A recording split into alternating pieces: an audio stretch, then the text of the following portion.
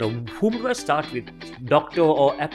Yeah, opioids are under control circumstances. Opioids can give you, that's the best sleep I've ever had. And it's good to borrow when you suddenly you've got words for yourself. Someone has said it better. How important are your 4 daughters to you? Oh, I have a gosh. stupid question, but tell me, from your heart. They're everything. Sometimes I like puppy dogs who are like dogs that they love unconditionally, and they do. It's so easy to put out negativity and hostility and just set up people, but that's an act of commission just by not causing any trouble. If you hear a Santa on the radio during Christmas time, it's probably me. He knew all the words to My Fair Lady. He knew all of Henry Higgins's "Women Are Irrational," and it was "And remember the truth that first was spoken, to love another person is to see the face of God. Do you hear the people say?"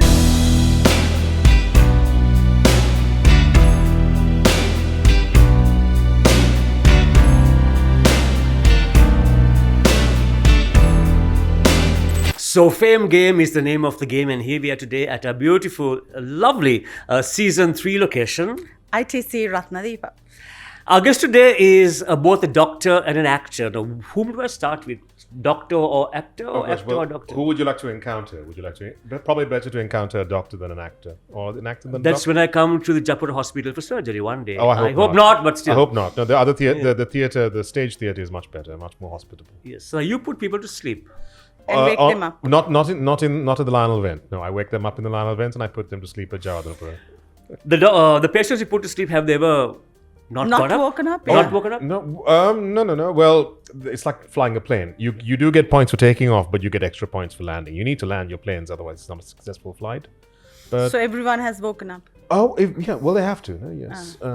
Eventually. A bypass patient you will keep maybe under for almost sometimes 24 Are you hours. nervous each time you put them to sleep? Starting off, it was nerve-wracking because it's a patient who can talk and speak and look at you, and suddenly you're sort of putting them into this condition, and because you're nervous. But after you get pretty confident with the science and you understand how it works, and it's pretty scientific. I use the Michael Jackson drug every day, the propofol. That makes you fall asleep. Has any one of them not ever woken up? No. They all have. It is so anesthesia should be controllable and reversible. So yes, it's a combination of hypnosis, analgesia, and muscle relaxation, all of which is reversible. So you make the patient get into a relaxed environment, or how do you do it? Because I sing know I opera? was With a scared. calming voice. Don't worry. I'll count to 10 and you will be falling asleep. 1, 2, 3. And they're gone by 5. Go. Do 1 to 10. Okay, count back from 10. 9, 8, 7, 6. Getting sleepy. And you are gone. And you check the eyelash reflex, and then they're out. There you go. If they're snoring, that's probably... Yeah, snorers are not good. That was... Obstructive sleep You apnea. woke me up, Sean. I'm sorry. No, and fentanyl, and that's the other one that's a bit dodgy these days, but it really gives you this. Opioids are under control circumstances. Opioids can give you that's the best sleep I've ever had. I'm sure. Yeah. So Lionel went is second home to you. Oh gosh, yes. I think since I was small, it's hallowed ground. It's always good We to go can now back. reveal that he was our Santa, right? Yes. Sean was our Santa Claus. Yeah, I was told, it's a big And secret. he wore blue eyes that day. And he wore the blue still eyes has again his blue today. eyes. Well, it catches the light. It's a theatrical device, and I also can see it's a lens. But Santa, if you hear a Santa on the radio during Christmas time, it's probably me. Yeah. Visit us at it's me. And that's the same as, and I have a theory, and I have to do the voice of God. It's the same voice, so I'm Santa and God. I'll equate them as the same. It's probably the same person. How do you balance the two professions? Do they take you seriously in the hospital? Oh gosh, well yes. Of course, there's. They take you seriously. And they always ask me, even yesterday when after our little soiree, I went back, and then so when's the next play? So I think doctors are they have an artistic bent to them. I think because I think it's more than it is considered an art rather than a science. Some of it, especially the skill of the surgeons and all that. So there's a lot of the time there is music playing. There's either classical music or whatever. And sometimes Sean put something that I haven't heard before, so I put on some Nora Jones or something. So yeah, it's the budding, not all. A lot of people want to be singers, and maybe not I've actors. seen singing doctors. Yeah, well, Gananath and all that. Yeah, so there's a lot. I think there's a good subsection who end up being artists of some kind. Yeah. So if you had to choose one, would we put you in trouble or? Oh, if I could earn a living off it, I think anyone who's an actor on the Sri Lankan stage, if they could earn a living off it, that's all they do. Unfortunately, it's not geared towards that here. It's more for pleasure from the time I can remember. Stage is passion. Yeah. Doctor is wallet. Oh, Survival. Pension. Well, yes, and you do get. It's good to actually help people, and I still encounter a nurse who tells me that, like, we help resuscitate her a baby, and who's like comes to the clinic now and they're so grateful. So I mean, it's a rarity where you get to impact someone's the rest of their life. So it's and as I used to work outstation in Monragal, and people there, like, I think doctors here are just I don't know whether they've lost the respect of the with all these things. There's work to action stuff that goes on, but outstation, the doctor is still considered, I wouldn't say God, but they Demigods. do, which is wrong. I mean, we're using borrowed knowledge to help people, but it is good to help Borrowed people. knowledge. Yeah, it is. We stand on what's come before us. Sure. I mean, I saw some movie where they were doing leeches, for to treat infection, and how far we've come. So yeah, we are fortunate to be born where we're in this era where health is. It's good. It's a good profession. And if you watch Patch Adams, I learned to talk to the patient by their name, because that's the most important thing. It's like Norman Vincent Peale, the first thing, learn someone's name. Even with a patient, you call them by their name. I think it's and very and also important. to wake them up. If you especially if it's a child, you ask what's in saying Sudhu Baba or whatever, you learn their name, and then they will actually wake up to the sound of their name. So yeah, your They name. feel special. Oh yeah, your name is you're probably something. connectivity You're is very there. connected to your name. So it's they trust you. Yeah. Of all your characters on stage over so many years, which one is closest to your heart and why? If you could pick one. My bucket roll list, which I got to do, was the Phantom of the Opera, because it's my favorite musical, and since the first time I heard it, I always like actors who have a second wind in a different sort of genre. So Michael Crawford was a comedic actor, and then suddenly from nowhere he became Hugh Laurie was a comedic actor with Stephen Fry, and then he became a dramatic actor with House. So and the music was gorgeous, and I loved that. But I think recently doing Tevye, especially from the point of view of being a father and a father of 4 and daughters, And 2 of your real life daughters on stage with you. Three. Three. Yeah, actually, So the you were fourth playing to your biological family. yes, and my eldest daughter played my mother-in-law, a ghost of memory. Yeah, she played That would have been grandmother fun. side. Anyway, it was total existential weirdness, but yeah, and it's always good to share the stage with my kids. It's a lovely moment, but that paternal, it's a gorgeous. You experienced it. So many people, even Adam and Nathu, and so many theatre people who were like, You made the audiences cry. "Oh well, 'Cause it's Actually, I was moved to tears. It was such a. it's simple. There's I remember when we were talking about what do we in the foyer do we put something? I mean, for Phantom there's a chandelier, and for Les Miserables there's the barricades, and for Evita there's the Casa Rosada, and for Jesus Christ Superstar obviously there's the the cross and all that. But there's no iconography of any sort of thing in Fiddler. It's just the violin. maybe the violin and maybe the bottle dancers, but otherwise there's no sort of edifice. There's no building. I mean, it's just it's Just the character. It's who just stands out. people. It's just Yeah. families. Just and I think just trying to the parents and children is a universal thing, and having to let them go and find them again, and it was that was great. It was I think I felt the most that was the most me I've ever felt on stage. I could really. How do you remember all those lines? Oh, gosh. That is- So he apparently that's- has a very good memory, like That a I remember. photographic My memory. father saw To Paul on stage lucky. in the 80s, and yeah, so I credit my parents for putting musicals in our. I heard Jesus Christ Superstar in the 70s when they went for a prayer meeting in Methodist Church Bromley, and they were given Gethsemane to listen to, and they said, listen to this. And then they bought the record, and then so we used to we grew up with this music, and it's just as like, you know, MTV was in the 80s. We have all the pop songs. spoken lines. Oh gosh, I mean, I How think do you remember all those acres of spoken my lines? So father. if he reads a book, No, he well- remembers every sentence. Well, if you, my father, I think he memorized, he knew, just by going to the cinema, he knew all the words to My Fair Lady. He knew all of Henry Higgins's Women Are Irrational, or The Heads Full of Cotton Hen Rags, and nothing but exasperating, irritating, vacillating, calculating, agitating, maddening, and infuriating hags. You know, so you just listen to it, and it's when it's good to borrow when you suddenly you've got words for yourself. Someone has said it better.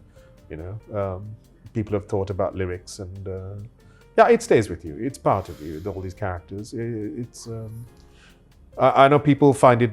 Why is it the entire thing about musical theatre is when you go from speaking to breaking out into song, and why it's unnatural, why some people might think that never happens.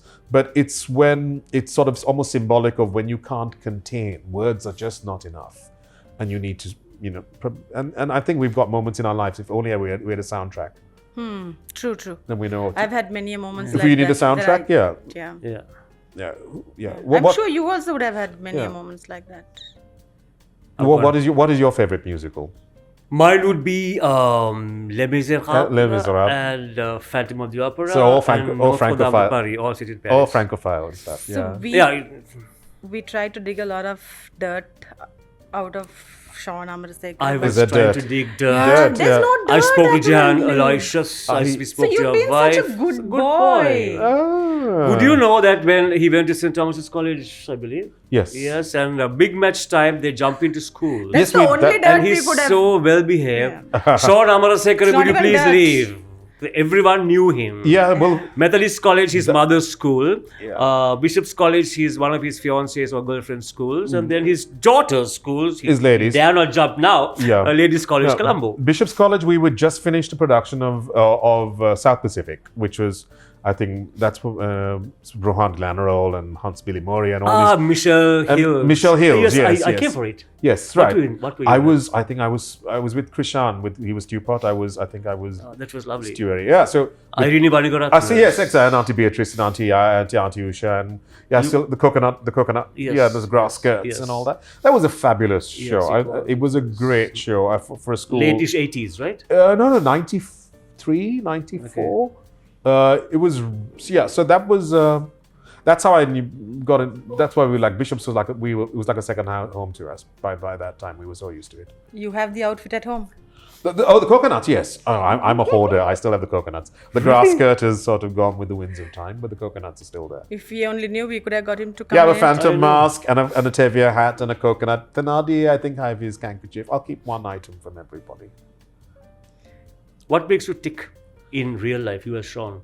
Oh, Away from a hospital, away from Ladderwent.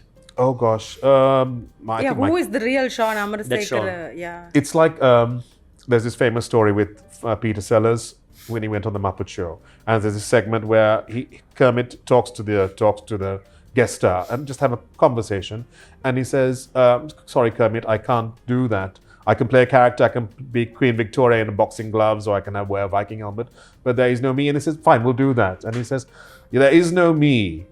There used to be, but I've had it surgically removed."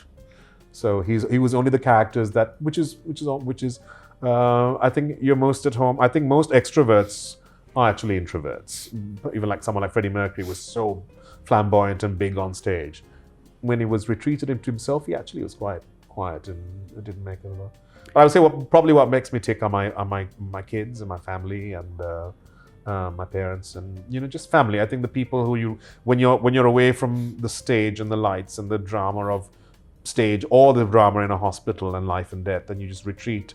I think COVID really taught us what was important, where we had to retreat, and the people The value of Oh yes, life. I think it was a good reset. I mean, I know it was difficult for many, and people lost people, But I think like the whales came back into, there's less pollution. I think all that stuff But happens. we have forgotten that I think we haven't.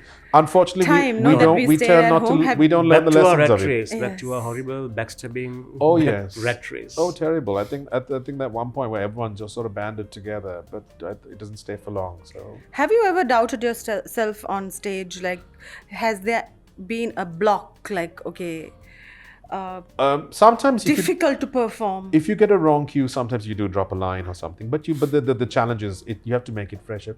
I've noticed, and this was true for when we did 39 Steps, which is like this mad dash, like 2 hours on stage where we're just playing like 30 different characters and changing costumes. And it was Arjuna and Ashini, Fernando, and Arjuna Vignoraj, Ashini, Fernando, and Mohammed Adamali.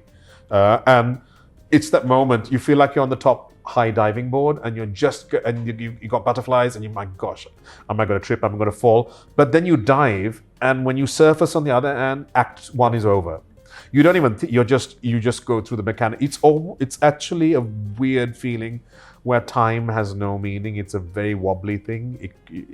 Like a moment, 1 second for it. Really, it's weird when you're even in Fiddler on the Roof, where there's moments where you suddenly monologue to God and everyone's frozen, and it's 5 minutes, but it feels like a second for the audience. It's on stage. It's you're just really going on autopilot and your instincts and playing off your actors. It's which is why people like even Ian McKellen return to the theatre, because it's such a living thing. You get so much from the audience and from your fellow actors. It's not as mechanical as just performing to a camera, which is dead. Once you see this, So we are no longer doing it. So you do this impromptu thing also most of the time. Oh, I think you just need to be open. Improvise. Oh, well, if you can. I think we've done some improv comedy stuff and all that. It's great. That's why I have huge respect for people who can. How do you manage your Rozanne, time? we'd like to at this point of time thank our partners of the show, Ramzi Rahman and Salon Ramzi, which has made Rozanne look better than what she normally is. Impossible. She's peak as it is. He's been kind, and I'm not kind. Of course. He's not kind. Without Ramani, that beard wouldn't look like this. I know. I said Thank you, Ramani. symmetrically. Yeah. Yes, And he wouldn't be at ease without that massage that you get regularly there. Yes, Ramani Ferrero Salons. Yeah. Choose your location. And Sean, he's having some new jackets this season. I can The see. jackets are by Very, Bespoke. I very don't need to svelte. wear borrowed jackets anymore. Bespoke. It's Who does Hugo it? Bespoke. Thank you. Who is your tailor? Jagat Almeida. Ah, lovely. I'll share the number with you. Lovely. Yes.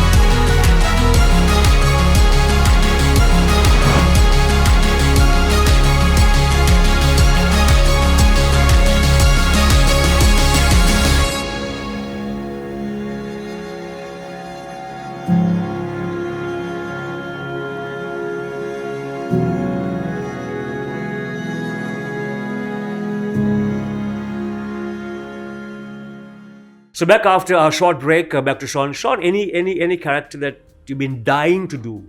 Oh, In the sense, act. dying. Well, dying is a good word for this character because Well, dying is not a good word for a doctor. No. But especially for this an character, anesthetic. it's a perfect word because I think this particular character is in love with death. His motive is the Diasz irae, and it's Sweeney Todd. That is, which is yes, with the okay. demon barber of Fleet Street, and in general the work of Stephen Sondheim, which aside from West Side Story, I don't think it's been seen. There's so many great shows. You've like heard of it, no? Into the Woods and Sunday in the Park with George. I mean, he's brilliant. But Sweeney Todd is on my bucket list. And we were ages ago with Tracy. We were almost going to do it, but we had sponsors. You know, we could. So if there's sponsors who want to do some Sondheim, please let me know. But with the workshop players, we are again also looking at lots of. There's one coming this year. We have our date. We have planted a flag Looking in October. forward to which one? Sean? Spill the tea. We'll spill the tea. We have written to the rights holders, and we have a little short list, and we're waiting for them to. I check my phone every day in the inbox To see if you've got a reply. We've got a reply, and we send all the details, and usually it's a positive. But we have dates for October. We've booked the Lionel event way in advance, so we have. Because the October Which dates in October? So I heard you're flying off to Gay Paris again. Yes, I think in October. September, October. Yeah. September, October. No, we should be mid-October. So anything French? Oh, I don't know. What I'm biased. Well, we've done Les Miserables. We've done Phantom. Yes, you done both of them. Yeah. We're still waiting to see. Because I don't want to. But as soon as we get word for it, we'll probably around April we'll be calling for auditions. Why don't you? Why don't you? I can't remember lines. You can't remember lines. But they can. Make me a tree or a chair or something. I'd love to be there. Yeah. Non-speaking line. Like a tree or a Like bench or something like that. A bench, that. lamppost. I can hold something and wait, but I can't. It's always You'd be a off good enough. lumiere, I think. It's ice scatter light. That's Methodist College. I know my mother's old school as well. My mother's old school. Yeah. Yes. Oh wow. Yes. So productions are always strenuous, and with your busy schedule at the hospital. Last year was crazy because I directed. How do you manage time? I don't know, because last year I think we did stuff for Jerome for Encore for a Cause, which was again for cancer. We did a awareness thing in March, and straight off I directed Ladies College for their 125th anniversary. We did something called Music Fest, which we did excerpts from all the shows that they've done over the years, and then Jehan pulled me in to do Christmas Carol. So it was like at one point nearly everything overlapped, and it was. Do you have time for your wife? You can ask her. She's probably not. Mrs. Claus. Mrs. Claus. No, but Mrs. Claus. No, but we got away for Valentine's and we watched Wuthering Heights, which is not a Valentine's. Oh my God, Sean! No. No, it was brilliant. I mean, it was like 50 Shades of Wuthering Heights. It was that. I know these old ladies who read the book came, and I said, How romantic. This is not the book they remember. Oh gosh. But yeah, it's a good film. Forget about the book. It's the time that you spend. I mean, it's not what you watch. Oh gosh, maybe yes. you all didn't watch. We tend to go off watch a horror because we can't take the kids. We'll go watch horror movies. Yeah. Okay. Yeah. So horror is good because you end up clinging to each other. Yeah. At least there. Yeah. No, but we have 4 daughters, and one's doing A levels, one doing O levels, and the twins. Yeah, so there you go. So, but they're great kids, but they do take up. We're like a shuttle service. We're just handling girls are tough. I mean, you would also know and especially this age. I shall get some parenting tips. I'll tell you. Yeah. Yeah, you're a good What parent. would you? Yeah. I'm still learning. Yeah. My one is 25, so she's big. So I'm like, I've passed the stage. It's tough. No. How important are your 4 daughters to you? Oh, I have a gosh. stupid question, but tell me, from your heart. They're everything. Sometimes I like puppy dogs who are like, dogs that they love unconditionally, and they do. My gosh, I get a great day when I come home from work rushing out to me, followed by 2 little, people. Thing 1 and thing 2. It's a nice feeling. It is great, and I make them promise, because I know the older ones are like they're sort of drifting out of orbit. So don't do that, not too soon. So take your time to drift out of orbit. But they're good. I think I try and set impossible standards as a male member of a household by trying to. This is what you set. This is the bar you need to look for. Don't. What are those bars? Oh gosh, just be co-parent, look after the house, do your share of the washing up, the cooking, the cleaning, the dressing up, the tying the shoelaces, waking up and Just being there. oh gosh, that's it. I think It's that's not the it's not most brain important surgery. thing. No, not that I do brain surgery. For them to have that feeling that there is Someone a is male present. Oh yeah. present, that's the word. And I think that's and it's not meant to be some sort of emotional blackmail. It's just meant to be that's how I was shown how it should be. And Somebody they can trust, oh gosh, yes. cry on. And Yeah. Whatever gender, whatever. Yeah. Just yeah. Ever tried your hand at They're doing a both- play yourself? Writing it? Oh, gosh. Directing it? That's The other like side. a huge the burden. other side of it. um With all your experience on stage. writing it is a that's a skill. I don't think Directing. a directing play? no directing and I mean that's I have done that. Writing it is a totally different thing. I don't it's not even a deceptively simple art form. It's an obviously very difficult art And form. with the hospital work, Oh I think gosh, it'll no, I be don't tough. think I think I work best bouncing off other people with really good ideas. I don't think anyone is an island. I think theater it's not just a cell, it's an organism. So it needs just work with the best people that you can, and I've been lucky to really work with really good people and get inspired. But I don't want to be a control freak. If someone can do that job better than I could, that's even for roles. If someone could play a role better than I could, then I don't want it, because why should I play it? You've never tried anything with Sinhala? My fluency in singing, even though I love unnecessarily complicated words like Sthanojita Pragnava. Isn't that a good one? You Sthanojita can't handle it. No, I can't. Tanata Sudusu Nuana, yeah. Paul to Tebe Sthanojita Pragnava. Or even in I know medicine. Paushatve. Paushat. That's because you preach that. Or words that are difficult to pronounce like Kshitije, the horizon. Or I know medical Vrukshaya. Oh, what? I know Sunakaya. Oh, okay. Okay. I know Mukaya. Muke, okay. Yeah, those Medical are words. difficult Okay, now don't come up with other parts of the body, What's please. Kakatundika Gavakshe? Budu Amme. That's the acetabulum in the hip joint. Or the Unduka Pujje. No, don't talk filth. That is what I said. Short, please. At medical college, we said No Unduka Pujje. They profanities thought it was a here. dirty word. It's vermiform appendix. It's the appendix. It's Unduka Pucha. Unduka Pujje. It's a very posh Kunwar. I know, it's, yeah. Say it again. If you go to the It's not hospital, a Kunohara. it's not a I know it sounds like. if you go to a hospital and you say go to the Prasutika Agare, they'll be like, what? Labor room. Labor Ah, room. right, okay. Laya Chikitsa Agare. Yeah. You know those words because Chikitsa Agare, I know, you that is are a Laya doctor. Chikitsa Agare. Chest clinic. Ah, So, Laya. Laya is chest. yeah. So you Oof, I'm like panting out. Yeah, so I'm convinced single it's written by academics and we So just do a medical play. what? Do a hospital play. Oh gosh, The like, comedy. again, like there are you people, can be the patient. there are people who can do way. I You can be the don't. nurse. Yeah, I can be the nurse in the With the short skirt. I know my comedy. I know my comedy. I know my musical theatre. And I'm in serious theatre. I mean, you can get away with it. Yeah, you are in pretty much serious. You can theatre, get right? away with it by just standing there looking constipated and just being loud a few times. I mean, you could actually do a smell the fart acting like Joey. Stand-ups, one-man comedy. Again, The political Sure you can, comedies sure that you can. you see. I think you need to have an original voice, and I think a lot of actors are more vessels than voices. I think there are different species than people who do stand up. What do you mean more vessels than voices? Because they I- have a voice also. No, they do, but I think they are used to just taking on a character rather than True. they Imitating mostly. rather than putting your true self out. But you Because- can get out of yourself, right? Oh no, you can. You are strong, you can. Oh yes, Yeah. yes. I mean, I remember someone I like to do is someone like Tim Minchin, who does music stand-up comedy, but he does music. He plays piano and stuff, and his satire is just breathtaking and intelligent. So that would be something that's that's not just sort of standing up and talking about current affairs in a comedic way. Yeah. Before we close, Sean, Yes. we obviously end.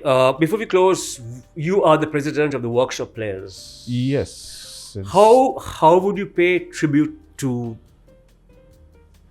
the Jerome Lakshman De De Silva? Silva. I was fortunate to start my sort of the first one of the earliest plays I did was Run for Your Wife with Adam because I was in this terrible production of Sound of Music, which is I was understudy for the late great Jit Piris, who asked me, Sean, because he used to help us with our Thomian drama, and could you come and understudy him? He was playing Max, and he pulled me into this show.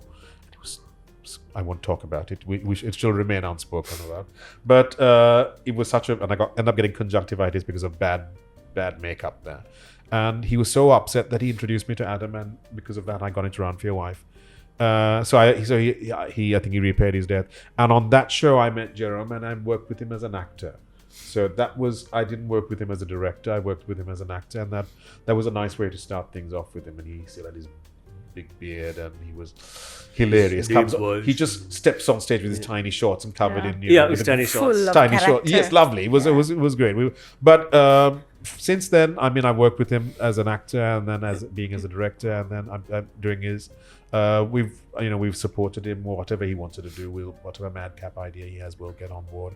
And he's had some health concerns of late, but I think we're definitely good news that we've definitely turned a corner and things are looking good. So we were there right through the rest of it, and then he's doing workshops with teaching what he's learned, and I think that's a really good outlet for him as well, because he gets to work with young people and non-professionals, just people who just want to learn it, and he's got such a wealth of knowledge that it shouldn't just go out of. However he has wanted to express himself, we're more than happy. And Fiddler, I remember when we decided what show to do, because it was after COVID and we had a really long time where we hadn't done anything, and our coffers were rather dry, and we wanted to come back with something.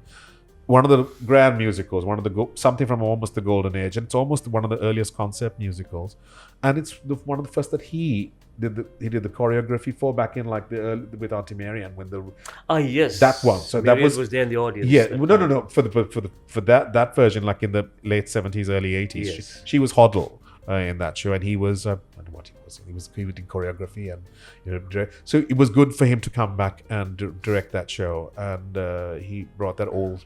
Because it was an old-fashioned show, but it needed a steady hand. So, because you all take over now, but no, he's great. You always get him a cake and flowers for Mother's Day. So, How and sweet. Father's Day. He's a mother and a father. But speaking of mother and father, also my parents. I wouldn't be where I am without their supportive.